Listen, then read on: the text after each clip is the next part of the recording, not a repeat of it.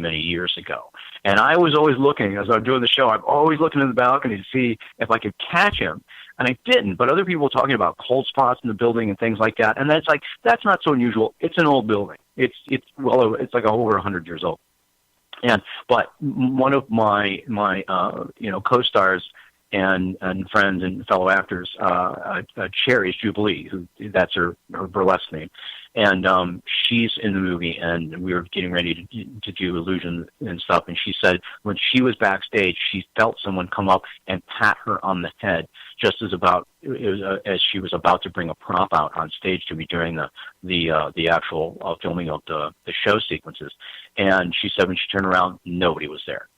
So there were actual experiences like that, similar to yours. Not as scary, but there was experiences like that with my cast in the theater we shot the movie in, which I was highly amused by. But I kept waiting to see. I always wanted to see that owner up in that balcony, and we even trudged up there and looked around up there to see if there was anything unusual up there. And I never saw him, but there were several instances of people that felt something or something like that during the time we were in there shooting. So there's so many stories of that stuff. I mean, I had an experience a long time ago. I was not well, and I was waiting for some surgery at the time, and this was like 20 years ago. And I was laying in bed late one night with my girlfriend next to me, and she was asleep, and I saw at the foot of the bed, floating a few feet above the bed, laying flat above me, what looked like, what many would describe as kind of a Grim Reaper-y kind of character in a long, flowing black hooded robe, and outstretched arms, and out of the arms came kind of skeletal hands. And when the hood of the robe tipped up and it looked at me, it looked like a skeletal face. And I'm just laying in bed and kind of fixated and frozen by this whole experience. And then the thing slowly started to move up right above me. And I mean, it was crazy. And what happened was, when it got close to me, over me, I took a swing at it and rolled out of bed, and it woke up my girlfriend. And then the entity, whatever, it was gone. Never saw it again. Never saw it before. There wasn't anything that was taken medically or any other way that I was hallucinating or anything at the time. But there was some experience I had with this specter, and that was actually there. Something I actually saw, and I was just like, that is just. It's one of those things, like you say, with your Bigfoot experience, it's one of those things that just open your mind to there's other stuff going on out there, and we don't, maybe we don't have the tech to measure it or something like that yet, but there's things going on that we just don't have a firm understanding or grasp of. And that was one of those things for me when I saw that, and it's always stuck with me. Well, I bet you were scared. It scared the hell out of me. Yeah. I mean, you don't know what it is, but you certainly know what it looks like. And you're like, yeah, I don't think I'm really ready to check out now. So the fight or flight thing kicked in, and it was this slow moving experience. It felt like it drug out for, I don't know how long, but,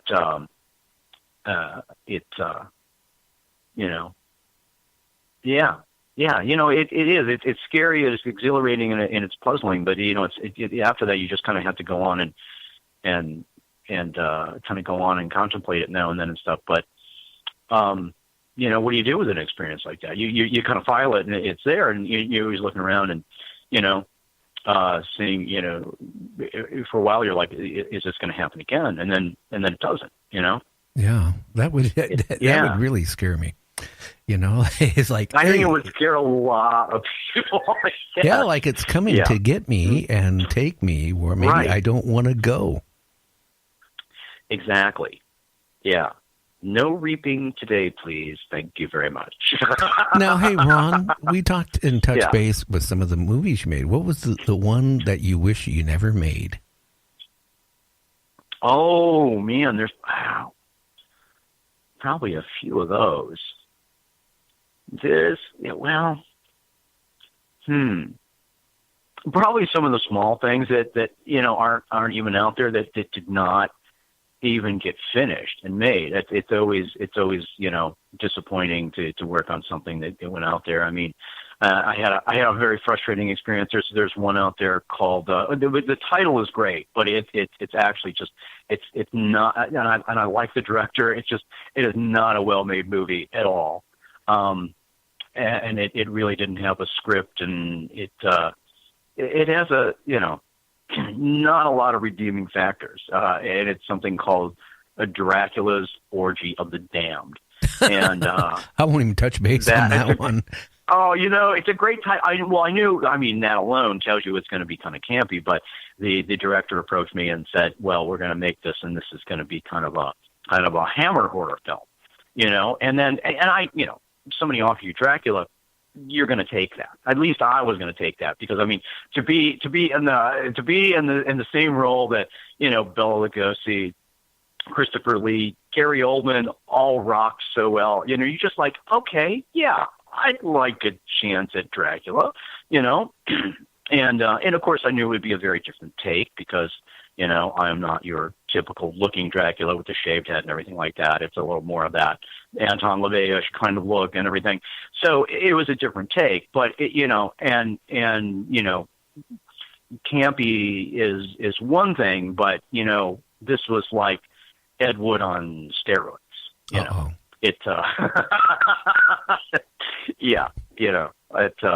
So it was just it's not a well made or crafted or thought out film, which is unfortunate, because the idea, the seed behind it, and the title sell it itself, but unfortunately it almost didn't even live up to that title, because the first thing I said to him was, well, if we're going to do this, if you're going to have a movie called Dracula's Orgy of the Damned, we're going to have to sex this thing up a little bit. So I actually, and they didn't even credit me for this. They credited me for the concept for the scene, but not the writing of the scene. And that was due to a technicality, I think, so they didn't have to credit me or pay me for writing or something like that. But the actual Orgy of the Damned scene in Dracula's Orgy of the Damned, I conceived and wrote and even cast and did the location for it and everything. It's a rather naughty scene in the movie, but if you're going to make Dracula's Orgy of the Damned, you need at least one naughty scene, hopefully more. I mean, because you're coupling horror and exploitation and camp, so that's kind of what that kind of film, that kind of genre requires. And excuse me. Other than that, it really doesn't live up to the title. Yeah. Well, hey, even Hammer films, they have some of those little sex scenes when you watch it on the cable. Oh, absolutely. They kind of blood. I mean, absolutely. Yeah, they kind of blur out the scene a little bit there and a little bit there. But if you didn't have it, I guess it wouldn't be as exciting.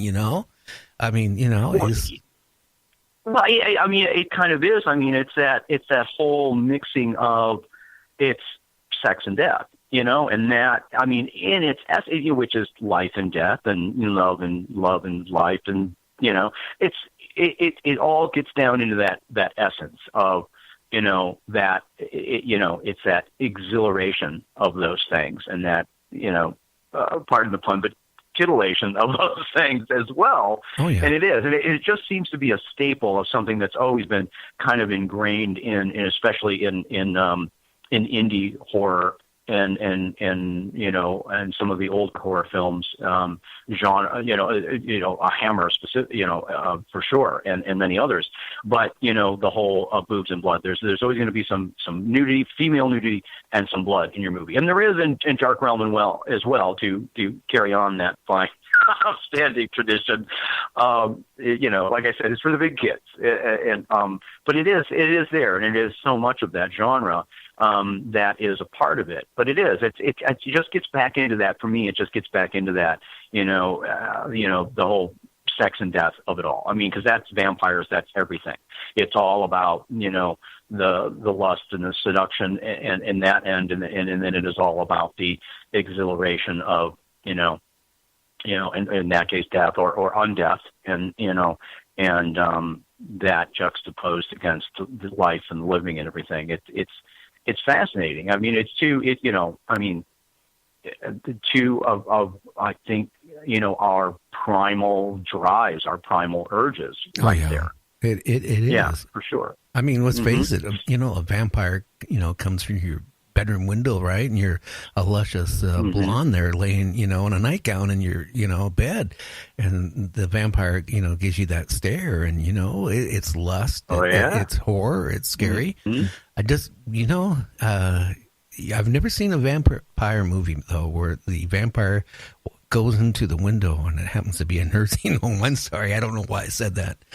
But that was, I guess it's because it's fascinating. Yeah. Well, yeah, and even throughout the 70s, there's a lot of indie horror and European horror and everything where there's a lot. I mean, it's just so much of that. It's all this erotic, vampire movies and things, and some of them, female fronted. They had, like Dracula's, daughter or the wives or something of Dracula, but there's all of this really, which I love this stuff, but it's all of this erotic horror that is throughout, kind of the late 60s and into the early mid 70s, which, there's such a tradition of that. And I think that is part of what carried on so much into the, certainly throughout Grindhouse and exploitation and into the horror in the 80s and afterwards and everything as well.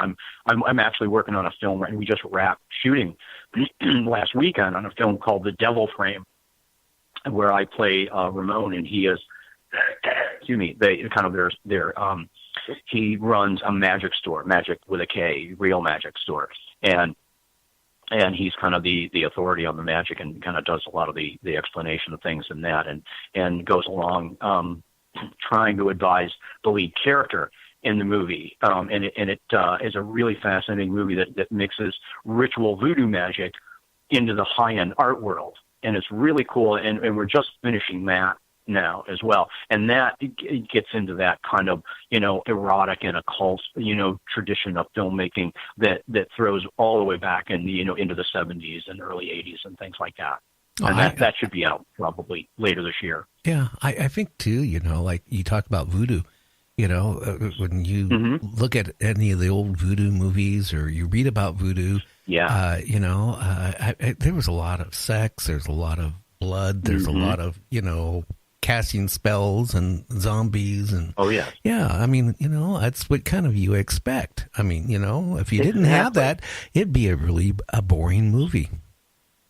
I think so. Yes, I'm totally with you on that. I think it's certainly a way to spice it up, and it's certainly it's like I say, it's one of those primal drives. I mean, we're all. I mean, and I guess that's why it sits so well right next to the life or death aspect of those films as well, because another primal drive, survival, I guess survival, and then the sex end would enter into the propagation of the species kind of end of that equation. So yes, absolutely. But it does, it's always worked for me and so many others, which is why, of course, they still, that's still present in that genre, in those movies.